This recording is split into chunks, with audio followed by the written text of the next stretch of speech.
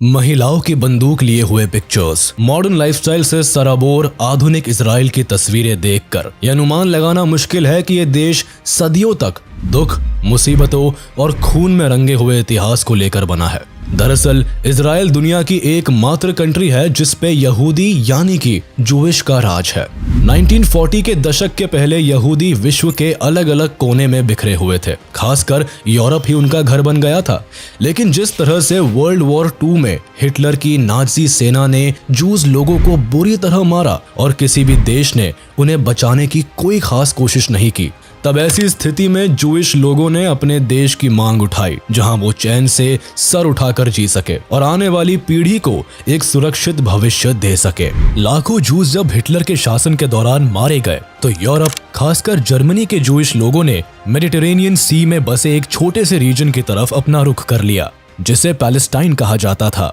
Africa, Europe और विश्व के दूसरे हिस्सों से जूस अब पैलेस्टाइन की तरफ बढ़ने लगे। इस वक्त इनकी आंखों में ख्वाब था अपनी जमीन होने का, अपने लोगों के बीच होने का और अपना एक देश बनाने का जहां उनकी किस्मत यूरोपियन के हाथों ना लिखी जाए। लेकिन सवाल उठता है कि विश्व भर के जूइश आखिर पैलेस्टाइन की तरफ ही क्यों आगे बढ़े? क्यों उन्होंने इस छोटे से देश को अपना कहा?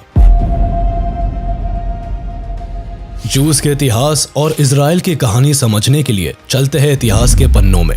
कहानी की शुरुआत होती है लगभग 4000 साल पहले। इन दिनों मेसोपोटामिया की सभ्यता थी जहां मूर्ति पूजा को बढ़ावा दिया जाता रहा। इस वक्त यहाँ कोई खास धर्म नहीं था और समाज इवॉल्व नहीं हुआ था। इसी दौरान यहाँ जन्म हुआ हजरत इब्राहिम का, जिससे अब्राहमिक रिलीजन शुरू हुआ। इनके वंशजों ने यहूदी, ईसाई और इस्लाम धर्म को जन्म दिया। बहरहाल हजरत इब्राहिम धीरे धीरे लैंड ऑफ केनन, जो कि प्रेजेंट डेज में इजराइल और पैलेस्टाइन का भाग है, वहां चले गए और लोगों को धार्मिक शिक्षा देना शुरू कर दी। इन्होंने एक धर्म की स्थापना की जिसे नाम दिया जूडाइज्म। इब्राहिम के फॉलोअर्स जूडास कहलाने लगे। इब्राहिम के 2 बेटे हुए, एक इस्माइल और दूसरा आइसक। इनके समय में भी इन्होंने जूडाइज्म को ही फॉलो किया और इनके फॉलोअर्स भी काफी संख्या में हो गए। लेकिन आगे चलकर आइसक के जो बेटे हुए उन्हें क्रिश्चियनिटी में जेकब, यहूदियों में इजराइल और मुस्लिमों में याकूब के तौर पर जाना गया। उन्होंने जूडाइज्म को आगे बढ़ाया, लेकिन फिर जेकब ने 4 शादियां की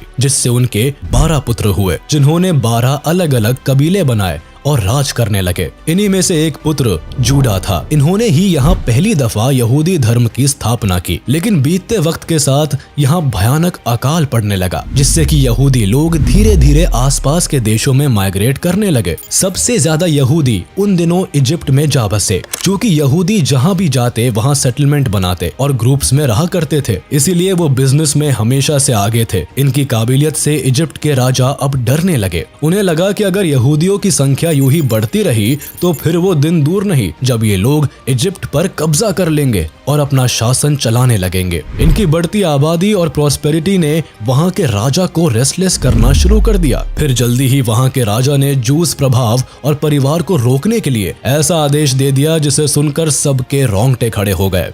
दरअसल इजिप्ट के किंग ने सारे जूस पुरुषों और बालकों को मार देने का आदेश दिया। जूइश महिलाओं को स्लेवरी में धकेलना शुरू कर दिया। इससे न तो केवल शुरुआती दिनों में जूस की पॉपुलेशन घटी, बल्कि बहुत सारे जूस अब दूसरे राज्यों की तरफ भागने की फिराक में लग गए। इसी दौरान इजिप्ट के जूस परिवार में हजरत मूसा का जन्म हुआ था, जिन्होंने बड़ी मुश्किल से इजिप्ट में रहने वाले जूस को इकट्ठा किया और कठिन रास्ते को पार करके अपने जूस काफिले के साथ वापस इजराइल आ गए। इसके बाद मूसा एक धार्मिक गुरु के तौर पर देखे जाने लगे। उनका जूस लोगों के बीच में काफी सम्मान बढ़ने लगा। जब सारे जूइश मिलकर इजिप्ट से अपने काफिले के साथ इजराइल पहुंचे, तब उन्होंने ईश्वर के 10 कमांड्स यानी उपदेश दिए, जिसे मानने से जूस हमेशा सुखी संपन्न रह सकते थे।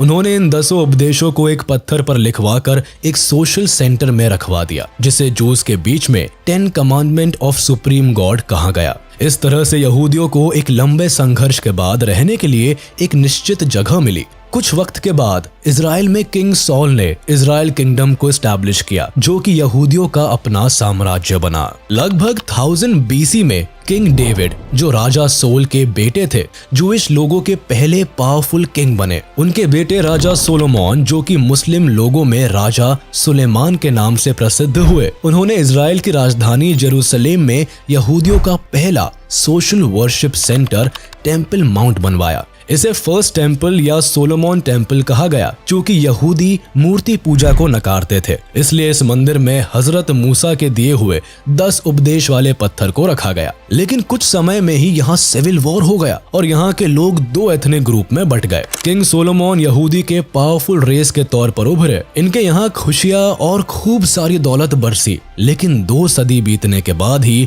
यहाँ मेसोपोटामिया के एक राजा शालमानेसर 5 ने हमला कर दिया, जिसमें फिर से हजारों यहूदी मारे गए और राजधानी जेरूसलेम को बुरी तरह लूटा गया। किसी तरह यहूदियों ने खुद को और अपने साम्राज्य को फिर से बसाया।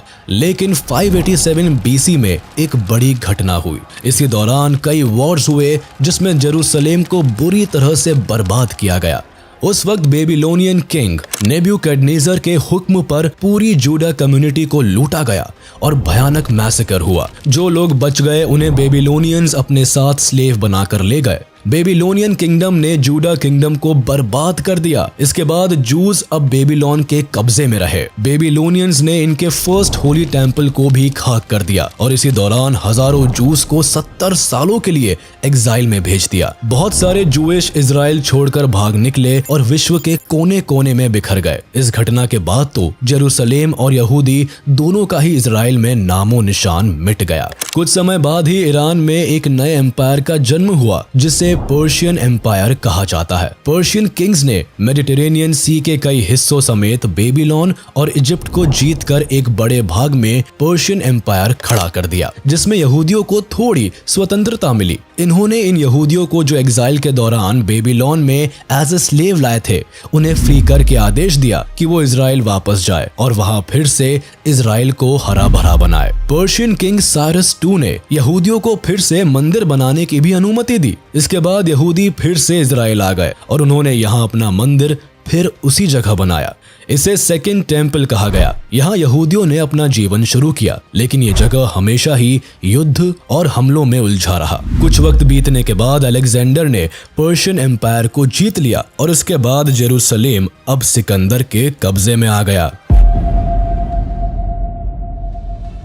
अलेक्जेंडर किंगडम खत्म होने के बाद 63 BC तक इजराइल रोमन किंगडम के भीतर आ गया। रोमन किंगडम के समय में ही जीसस क्राइस्ट का जन्म एक यहूदी परिवार में हुआ। वो धीरे धीरे लोगों के बीच काफी पॉपुलर होने लगे और उन्होंने खुद को भगवान का बेटा कहा। जल्दी ही उनके फॉलोअर्स अब यहूदी समाज में फैल गए। लोग उनकी बातों से बहुत प्रभावित होते और उनके चमत्कार देखने आने लगे। ये बात यहूदियों के धर्म गुरुओं को नहीं भाई। उन्होंने जीसस के खिलाफ बातें फैलानी शुरू कर दी। जूस ने जीसस को अपना गॉड मैसेंजर मानने से इनकार कर दिया। ये जीसस ऑफ नाजरेथ की टीचिंग को मानने से इनकार करने लगे और 30 से 33 AD के करीब जीसस को सूली पर टांग दिया, ये कहते हुए कि ये आदमी धर्म के खिलाफ बोल रहा था। लेकिन जीसस को सूली पर टांगना यहूदियों पर बहुत भारी पड़ गया। रोमन एम्पायर में जीसस के फॉलोअर्स बढ़ने लगे। कई जूइश भी अब क्रिश्चियनिटी को फॉलो करने लगे थे। इससे यहूदियों की समस्या और बढ़ने लगी। असल में रोमन्स की बढ़ती हुई क्रिश्चियन पॉपुलेशन की वजह से कई जूस भी अब क्रिश्चियनिटी को फॉलो करने लगे थे। इससे जूइश के धर्म गुरुओं ने मिलकर रोमन के खिलाफ रिवोल्ट कर दिया, जिसे फर्स्ट जूइश रोमन वॉर कहा जाता है, ताकि क्रिश्चियंस को इजराइल से भगाया जा सके और रोमन्स के राज से छुटकारा मिल सके। जहां तहां लोग अब काफिले बनाकर रोमन एम्पायर को मानने से इनकार करने लगे। जब जूस ने पहली बार अपने हक की आवाज उठाई और रोमन किंगडम को मानने से इनकार करने लगे, तब रोमन्स ने पूरे जेरूसलेम को चारों तरफ से घेर लिया और फूड सप्लाई बंद कर दी, जिससे कि जूस भूखे मारे गए। इसके बाद उन्होंने बचे कुचे लोगों को मारना शुरू कर दिया और अंत में पूरे जेरूसलेम को आग के हवाले कर दिया। इसी दौरान रोमन्स ने यहूदियों के सेकंड टेम्पल को भी जलाकर राख कर दिया, जिसकी एकमात्र दीवार आज भी जेरूसलेम में बची हुई है। इस घटना को सीज ऑफ जेरूसलेम कहा गया। इस आगजनी में लाखों जूस परिवार मारे गए और जो बचे उन्हें या तो कन्वर्ट किया जाने लगा या फिर स्लेवरी में डाला जाने लगा। जूस महिलाओं के साथ अत्याचार ज्यादा बढ़ गए और जूस पुरुषों और बच्चों को तो जान से भी मारा जाने लगा। इस दौरान रोमन्स ने न केवल लाखों यहूदियों को मार गिराया बल्कि लाखों को स्लेव बना लिया और जो बचे थे उनके ऊपर टैक्स इम्पोज कर दिया गया। इजराइल का नामो निशान मिटाने के लिए रोमन्स ने जेरूसलेम का नाम बदलकर एलिया कैपिटोलिना कर दिया। इसी दौरान रोमन्स ने इजराइल के एक छोटे से हिस्से जिसे जूडिया कहा जाता था उस जगह का नाम बदलकर सीरिया पैलेस्टीना कर दिया, जो कि लेटर ऑन पैलेस्टाइन के नाम से जाना गया। धीरे धीरे इसी पैलेस्टाइन में जूस के फॉलोअर्स ने क्रिश्चियनिटी को बढ़ावा दिया। हालांकि उन दिनों रोमन एम्पायर के किंग्स भी क्रिश्चियनिटी के अगेंस्ट थे, इसलिए पैलेस्टाइन में रहने वाले लोग गुपचुप तरीके से इस रिलीजन को फॉलो करते थे। शुरुआती दिनों में ये रिलीजन ज्यादा नहीं फैला। 324 AD तक तो रोमन एम्पायर का राज रहा, लेकिन इसके बाद रोमन किंगडम के टुकड़े हो गए और आखिरकार बाइजेंटाइन एम्पायर, जो कि रोमन एम्पायर का ही एक भाग था, उसने 324 AD से जेरूसलेम की गद्दी हथिया ली। रोमन साम्राज्य की सत्ता द ग्रेट एम्परर कहे जाने वाले कॉन्स्टेंटीन के हाथों में आ गई। कॉन्स्टेंटीन खुद ही क्रिश्चियनिटी और जीसस के थॉट से काफी प्रभावित थे, इसलिए उन्होंने जेरूसलेम में जहां जीसस की कब्र थी वहां एक चर्च बनवा दिया और क्रिश्चियनिटी को एक्सेप्ट कर लिया। इस चर्च को चर्च ऑफ द होली सेपल्चर का नाम दिया गया। इसके बाद बाइजेंटाइन एम्पायर ने क्रिश्चियनिटी को अपना ऑफिशियल रिलीजन घोषित कर दिया। अब चूंकि यहूदी लोगों ने जीसस की टीचिंग्स को नहीं माना था और जीसस के क्रूसिफिकेशन को सपोर्ट किया था, इसलिए अब ये लोग दोबारा से इस नए साम्राज्य के टारगेट बन गए। अब फिर से जूस का परसिक्यूशन शुरू हुआ। इसी दौरान फिर से हजारों यहूदियों ने ईसाई धर्म को अपना लिया और जिन लोगों ने नहीं अपनाया उनके ऊपर फिर से अत्याचार होने लगे। क्योंकि बाइजेंटाइन एम्पायर को पता था कि अगर जूस को थोड़ी भी छूट मिली तो ये तुरंत अपना साम्राज्य बनाने में देरी नहीं करेंगे, इसलिए उन्होंने इस दौरान कई सारे ऐसे रूल्स बनाए जिससे कि जूस लोगों की पावर खत्म होती चली गई। कुछ रूल्स के हिसाब से जूस अपने लिए कोई भी स्लेव या सर्वेंट नहीं रख सकते थे। जूस और नॉन जूइश मैरिज भी बैन कर दी गई। जूस अपने लिए किसी भी तरह की कम्युनिटी वर्शिप सेंटर नहीं बना सकते थे और ना ही उन्हें बहुत ज्यादा संख्या में इकट्ठा होकर प्रेयर्स करने की अनुमति थी। इन सब रूल्स को नहीं मानने वाले जूस को पनिश करने का भी प्रावधान बना। उनकी प्रॉपर्टी जब्त कर ली जाती थी और कई मामलों में उन्हें या तो जेल में डाल दिया जाता था या फिर उन्हें सीधे मौत की सजा दे दी जाती थी। ऐसी बदतर जिंदगी जीते हुए जूस ने कुछ सदियां और गुजारी। 638 AD में बाइजेंटाइन एम्पायर को हराकर अरब आर्मी ऑफ उमर जेरूसलेम को कैप्चर कर लेता है, जिसके बाद पूरा सीरिया पैलेस्टीना अरब रूलर्स के अंडर आ जाता है। अरब्स के समय उन्होंने उस जगह का नाम अब पैलेस्टीना कर दिया। 638 से लेकर 1099 तक पैलेस्टीना इस्लामिक पीरियड में रहा, जिसमें यहूदियों को थोड़ी बहुत आजादी मिली। इसी दौरान लाखों जूस मुस्लिम बन गए और खुद को इब्राहिम के वंशज कहने लगे। इस दौरान यहूदी खूब फ्लरिश हुए। मुस्लिम खलीफा ने पूरी दुनिया में बसे जूस को वापस से जेरूसलेम आने का न्योता दिया। इस दौरान आसपास बसे जूस फिर से इजराइल की तरफ चले गए। हालांकि पिछले 500 सालों से भटकते रहने के कारण कई जूस अब अफ्रीका, यूरोप, खासकर स्पेन, जर्मनी और रूस के आसपास के इलाकों में बस गए थे और उन्होंने वहां अपना छोटा छोटा सेटलमेंट बना लिया था। इसी दौरान इस्लाम धर्म चारों तरफ फैला और जूस भी पूरी दुनिया में अलग अलग जगह बसने लगे। 1099 तक तो जूस अच्छी जिंदगी जी रहे थे, लेकिन 11th सेंचुरी तक आते आते यूरोपियंस अब समुद्री रास्ते ढूंढते हुए हर जगह को कॉन्कर कर रहे थे। इसी दौरान उन्होंने पैलेस्टीना को भी कॉन्कर किया और यहाँ के लोगों को मारना शुरू कर दिया। इसके अलावा यूरोप की दूसरी जगहों में जहाँ जूस पहले से रह रहे थे उन पर भी अत्याचार शुरू हो गया। दरअसल लगभग सारे यूरोपियन देश क्रिश्चियनिटी को फॉलो करने लगे थे और उनका मानना था कि जूस लोग ही थे जिन्होंने जीसस को क्रूसीफाई किया था, जिसका खामियाजा उन्हें 1000 साल बाद भी चुकाना पड़ रहा था। यूरोपियन क्रिश्चियंस ने न सिर्फ पैलेस्टीना एंड जेरूसलेम को कैप्चर किया, बल्कि यहाँ पर रह रहे जूस की जिंदगी में भी जहर घोलने का काम किया। इनका मानना था कि जेरूसलेम जहाँ जीसस की कब्र थी उसे अरब मुसलमानों से छीना जाए और जूस जो कि जीसस की मौत के लिए जिम्मेदार माने जाते थे उनका खात्मा किया जाए। ये दौर शुरू हुआ 1095 से। जो कि 1291 तक चलता रहा। इस दौरान मुस्लिम और क्रिश्चियन लोगों के बीच भयानक युद्ध हुए,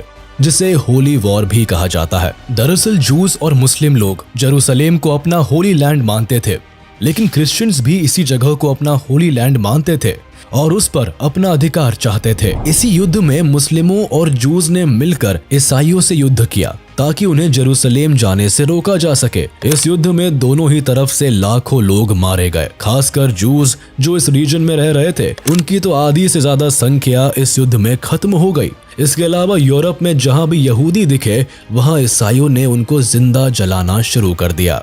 यहूदियों की ये जीवन शैली और स्लेवरी ऑटोमन एम्पायर के आने तक बनी रही। 16th सेंचुरी में ऑटोमन एम्पायर ने जेरूसलेम पर कब्जा कर लिया। यूरोप के भी बड़े हिस्से पर इन दिनों ऑटोमन एम्पायर का राज था, जिसमें जूस को थोड़ी आजादी मिली। हालांकि उन दिनों भी जूस को कोई अच्छी जिंदगी नहीं जी रहे थे, लेकिन फिर भी यूरोप में क्रिश्चियंस जिस तरह से जूस को ट्रीट कर रहे थे, उससे अच्छी जिंदगी ऑटोमन एम्पायर के जूस की थी। ऑटोमन एम्पायर ने न सिर्फ जूस को फिर से उनकी धार्मिक स्वतंत्रता दी, बल्कि उन्हें फिर से अच्छी जिंदगी जीने का मौका दिया। उन्होंने जेरूसलेम के उलझे हुए होली लैंड डिस्प्यूट्स को भी खत्म करने की कोशिश की। दरअसल उन्होंने माउंट टेम्पल की दीवार और मस्जिद का एंट्रेंस और पैलेस्टाइन कहे जाने वाले क्षेत्र में चर्च के एंट्रेंस को अलग किया। सबके लिए इंतजाम किए गए ताकि लोग धर्म के नाम पर एक दूसरे से वॉर ना करें।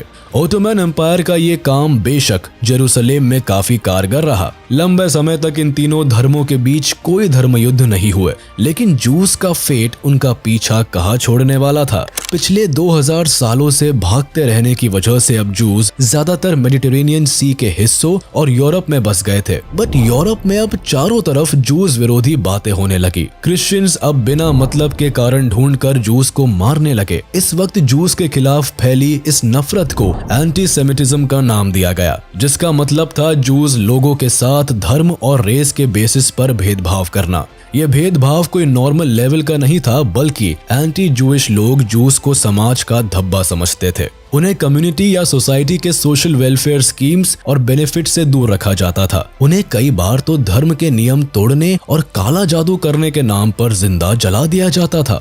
18th सेंचुरी आते आते एंटीसेमिटिज्म पूरे यूरोप एम्पायर्स में फैलने लगा और जूस को एक एक सांस के लिए मोहताज होना पड़ा। आए दिन उनके साथ मारपीट, स्लेवरी और मैसेकर्स होने लगे। एंटी जूइश खासकर ईसाइयों ने जूइश लोगों का मैसेकर करना शुरू कर दिया। औरत, मर्द, बच्चे, यहाँ तक कि प्रेग्नेंट औरतों को एक साथ इकट्ठा करके जिंदा आग में जला दिया जाता था। हजारों जूस को फ्रांस और यूरोप के दूसरे हिस्सों से निकाला जाने लगा।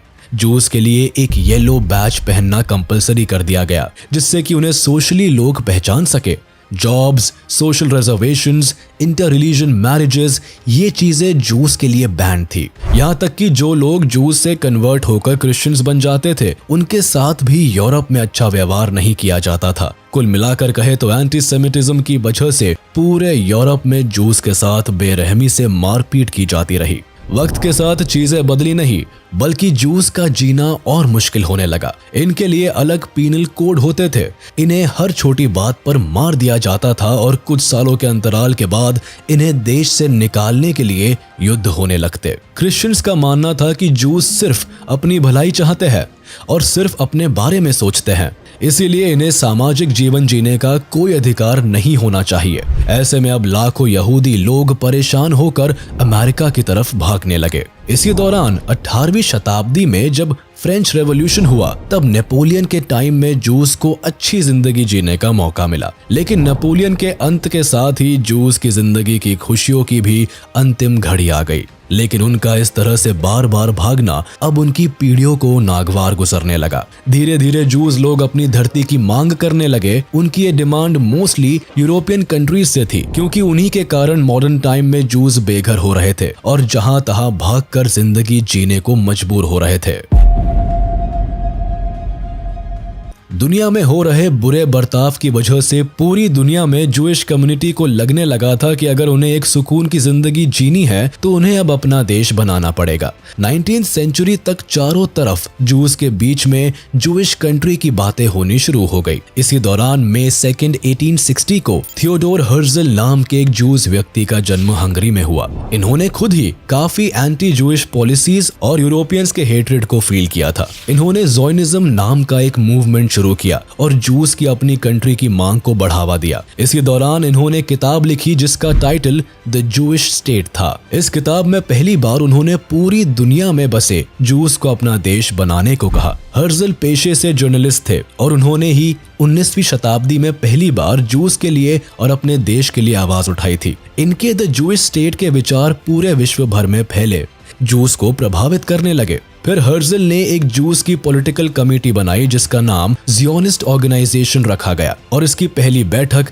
1897 में स्विट्जरलैंड में हुई। इस बैठक के बाद ज़ियोनिस्ट मूवमेंट को सपोर्ट करने के लिए विश्व भर में फैले जूस इस ऑर्गेनाइजेशन में पैसे भेजने लगे। देखते देखते कुछ ही समय में यह ऑर्गेनाइजेशन ने बहुत पैसे इकट्ठे कर लिए जिससे कि जूस का एक अपना देश बनाया जा सके। उन दिनों पूरे यूरोप में डेथ टू द जूस का नारा गूंजने लगा था जिससे कि पूरी जूस फैमिलीज में काफी डर फैलता जा रहा था। ऐसे में हर्जल ने विश्व भर में फैले जूस को अपने वतन इजराइल, जो कि अब पैलेस्टाइन बन गया था, वहां आने को कहा।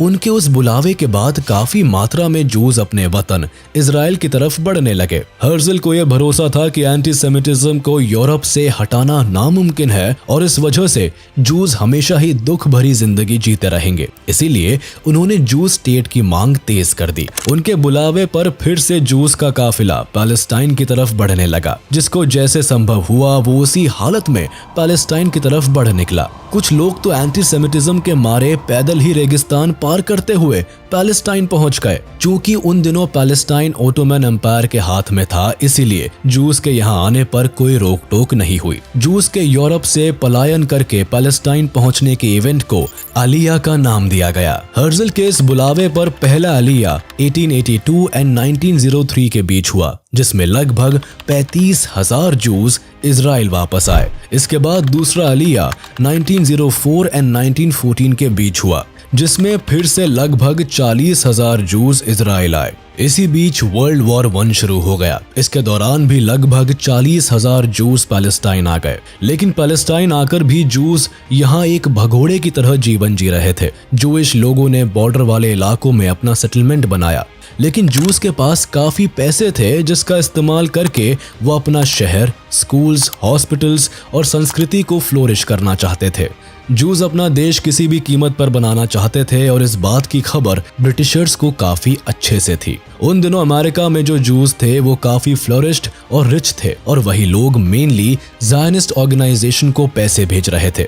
अमेरिका के वर्ल्ड वॉर 1 में एंटर कर जाने के बाद अब जूस भी कुछ हद तक प्रो ब्रिटिशर्स हो गए। इस बात का फायदा उठाकर ब्रिटिश एम्पायर ने अपनी कमजोर होती हुई इकोनॉमी को बूस्ट करने और वॉरफेयर के खर्चे को उठाने के लिए 1917 के आसपास जूस लोगों से फाइनेंशियल मदद मांगी। बदले में उन्होंने ये कहा कि अगर जूस उन्हें पैसों से मदद करते हैं और अगर ब्रिटिशर्स वर्ल्ड वॉर 1 जीत जाते हैं तो वो लोग जूस की अपनी कंट्री इजराइल बनाने में मदद करेंगे। ब्रिटिशर्स के इस वादे पर भरोसा करके जूस ने ब्रिटिशर्स को सपोर्ट किया। उन दिनों ये प्रस्ताव जूस और British foreign secretary Arthur Balfour के बीच हुआ था जिसे बैल्फोर डिक्लेरेशन भी कहा जाता है। इस प्रॉमिस पर भरोसा करके जूइश लोगों ने ब्रिटिशर्स को ऑटोमन के खिलाफ जाकर फाइनेंशियल मदद की। इस युद्ध में ऑटोमन एम्पायर हार गया और पैलेस्टाइन अब ब्रिटिशर्स के कब्जे में आ गया। पैलेस्टाइन जब ब्रिटेन के कब्जे में आया तो पूरे विश्व से जूस पैलेस्टाइन की तरफ बढ़ने लगे।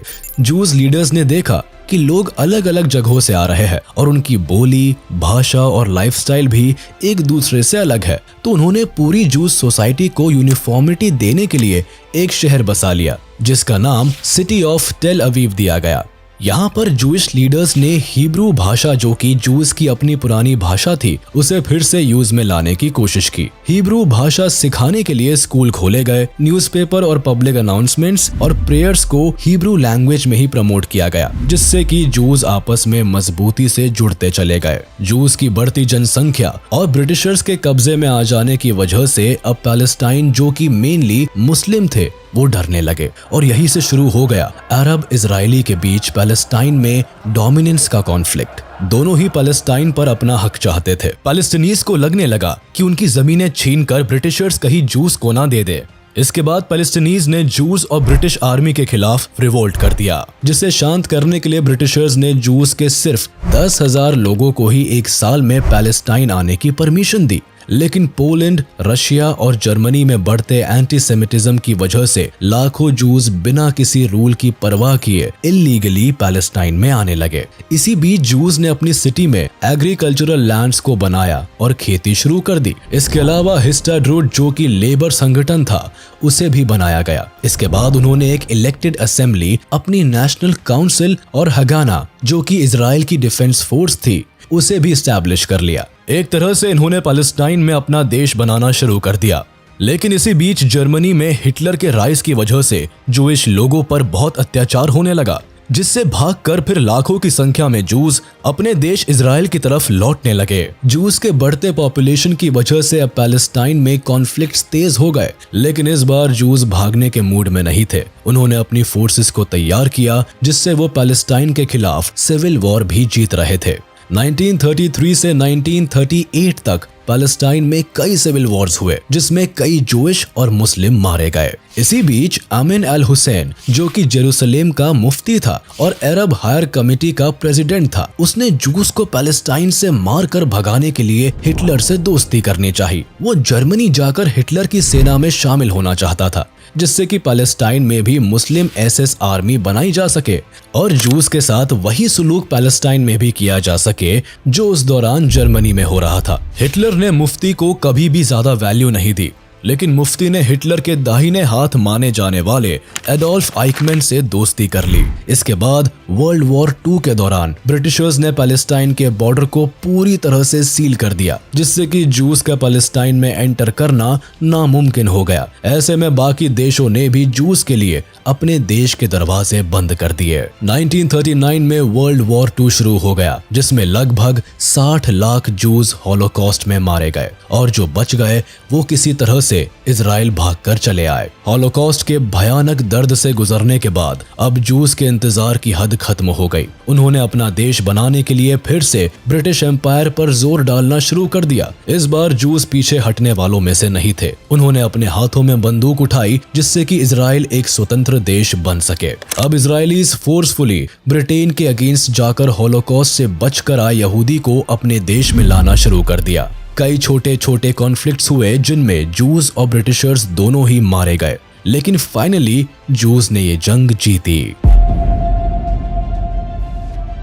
1947 में Zionist movement homeland for the Jewish people काफी तेज हो गया। वर्ल्ड वॉर 2 के बाद ब्रिटिश इकोनॉमिकली काफी कमजोर हो गया था, इसलिए उन्होंने व्हाइट पेपर रिलीज करके कहा कि वो लोग 15 मई 1948 को पैलेस्टाइन छोड़कर चले जाएंगे। लेकिन यहाँ तो अब तक ब्रिटिश एम्पायर के द्वारा यहूदियों को प्रॉमिस किया गया होमलैंड मिला ही नहीं था, तो फिर अरब्स और जूस के बीच होने वाली युद्ध भी लाजमी ही था। लेकिन इस मामले को तब यूएन कमीशन ने संभाला और पैलेस्टाइन के डिवीजन की बात प्रपोज की। शुरुआती दिनों में तो जूस के सपोर्ट में कोई भी नहीं आया, लेकिन जैसे ही अमेरिका ने अपना वोट जूइश स्टेट इजराइल के फॉर्मेशन के पक्ष में दिया, वैसे ही यूएसएसआर ने भी जूस के सपोर्ट में वोट कर दिया। फिर फाइनली जब यूएन कमीशन में पैलेस्टाइन और इजराइल के बंटवारे के लिए वोटिंग हुई, तब 33 देशों ने इजराइल के पार्टीशन प्लान को समर्थन दिया, जबकि 12 मुस्लिम देश और अपना एक भारत इस पार्टीशन के खिलाफ थे। सबसे मजेदार बात यह है कि ब्रिटेन, जिसने जूस को अपना स्टेट दिलाने का वादा किया था, वही इस वोटिंग में न्यूट्रल रहा। कुल मिलाकर 10 देशों ने किसी के भी पक्ष में वोट नहीं दिया। मई 1948 को फाइनली ब्रिटिश आर्मी ने रेजोल्यूशन 181 के तहत पैलेस्टाइन को बांटकर इन्हें छोड़ दिया। लेकिन इसके एक दिन पहले ही 14 मई 1948 को इजराइल अपने आप को इंडिपेंडेंट घोषित कर देता है। लेकिन इजराइल की ये खुशी एक दिन से ज्यादा नहीं टिकी, क्योंकि बंटवारे के अगले ही दिन पैलेस्टाइन ने इजराइल पर हमला कर दिया। हमले की वजह पैलेस्टाइन का अनइवन बंटवारा था। दरअसल जूस की जनसंख्या पैलेस्टाइन में काफी कम थी और वो मोस्टली पैलेस्टाइन के ऊपरी भाग के बॉर्डर टाउन्स में रहा करते थे। लेकिन जब ये बंटवारा हुआ तब पैलेस्टाइन का एक बड़ा भाग इजराइल को दे दिया गया, जिससे जूस तो बड़े खुश हुए, लेकिन मुस्लिमों ने इसे एक्सेप्ट नहीं किया। इसके अलावा पैलेस्टाइन को 3 भागों में बांट दिया गया, एक अरब स्टेट, दूसरा जूइश स्टेट और सिटी ऑफ जेरूसलेम को इंटरनेशनल टेरिटरी घोषित कर दिया गया। इस बंटवारे की वजह से पैलेस्टाइन के निचले भाग में रहने वाले 7 लाख से ज्यादा मुस्लिम लोग बेघर हो गए और न्यूली क्रिएटेड अरब स्टेट पैलेस्टाइन में जाने को मजबूर हो गए। इसी वजह से इजराइल के फॉर्मेशन के तुरंत बाद फर्स्ट अरब इजरायली वॉर हुआ, जिसमें लाखों पैलेस्टीनीज और यहूदी मारे गए। ये युद्ध 1949 में खत्म हुआ, जिसमें यहूदियों की जीत हुई, लेकिन ये कॉन्फ्लिक्ट कभी खत्म नहीं हुआ।